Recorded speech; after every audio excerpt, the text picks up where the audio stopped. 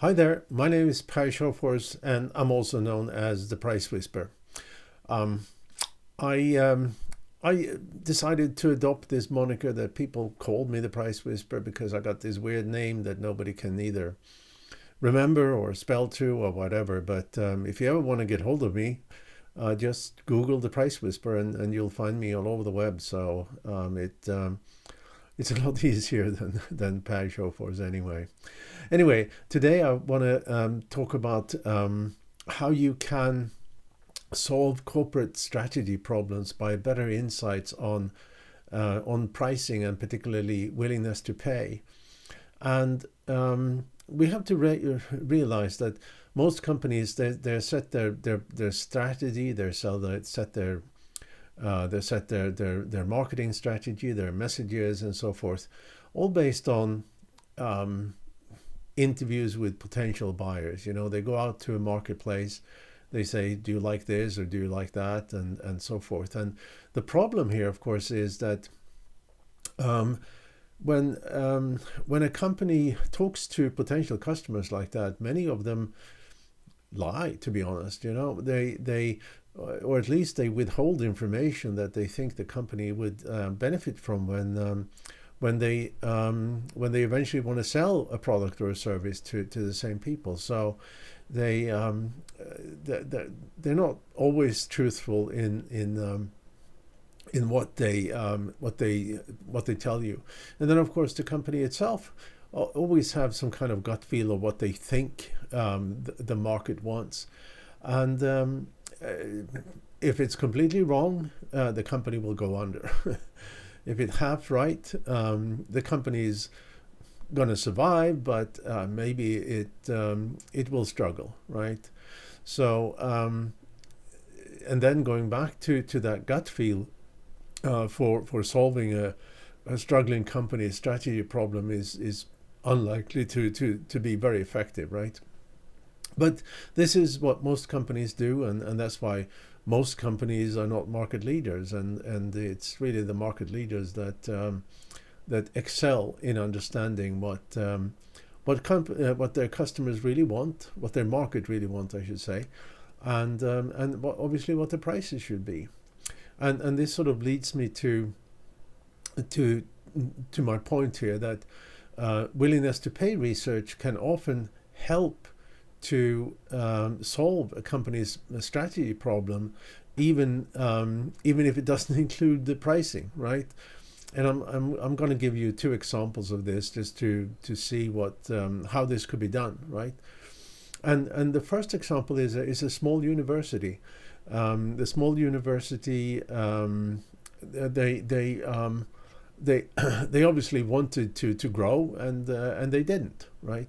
They couldn't charge as much, not nearly as much, to be honest, as one of the leading universities. If they tried to increase their prices, sales just dropped very significantly.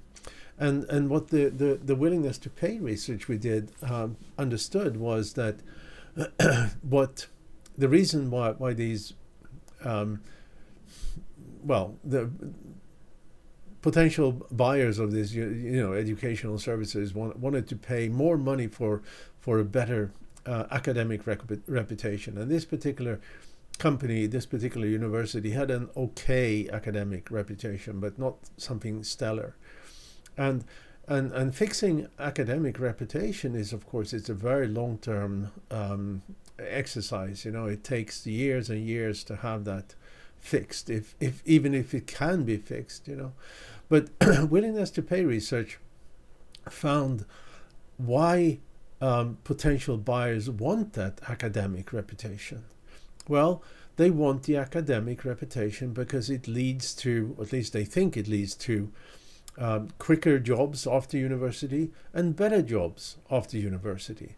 So for the buyers of educational university services education, it's about return on investment.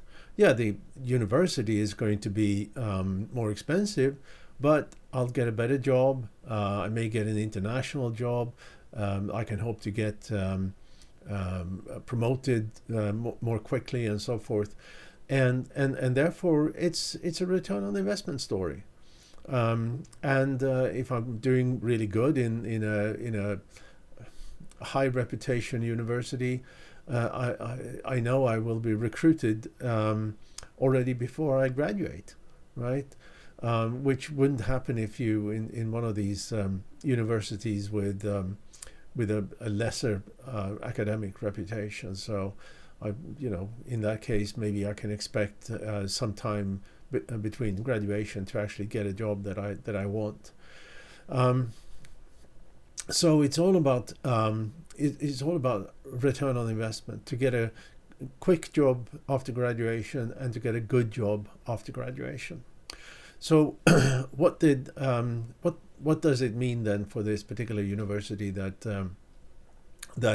had a somewhat middle of the road academic reputation? Well, they could fix this problem by substantially beefing up the job placement program, right? And being more proactive in helping graduate students to get jobs, being more proactive to help them get better jobs, coaching them, teaching them how to write resumes, and teaching them how to do the outreach that they need to do, and so forth. So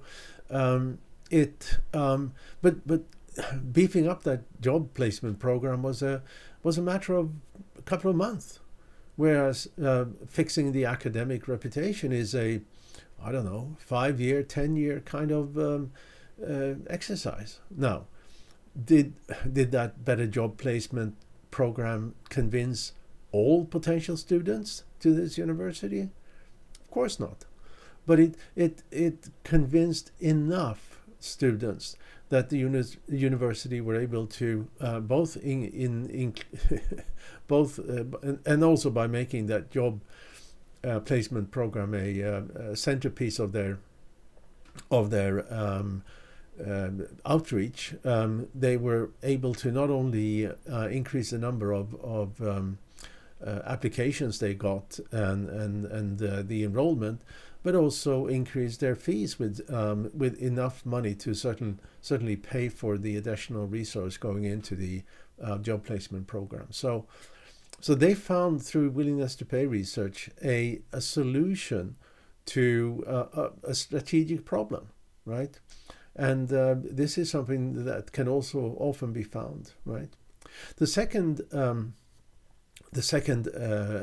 example is something very different. It's a branded bag of onions, right? These onions in that particular bag was they were unique. They had certain traits that no other onion had, and the company, because of their uniqueness, wanted to go out to the market with a premium price. Onions are, they're commodity. They're not very expensive, and the profit margin is not very high. So they thought that their uniqueness would enable them to take higher prices. No, they couldn't. Well, sadly enough, they couldn't do the premium pricing as they had hoped. And what willingness to pay research found was that the company had selected the brand name that was a wordplay on the particular uniqueness that they provided to the market. That rendered a brand that was difficult to pronounce. It didn't convey any particular value unless you happen to understand and know what the uniqueness was, and it just sounded weird. Should you be able to pronounce it, right? Whereas competition had brand names that was positive, that was easy to understand, and so forth. And willingness to pay research showed that an easier to understand, easy to pronounce, positive brand name for onions leads to a higher willingness to pay. and therefore this particular company's strategic mistake was to come up with what they thought a clever new brand name that their customers simply didn't understand. So the remedy here, a much more involved than in the university case, it was simply to do a rebranding of the product.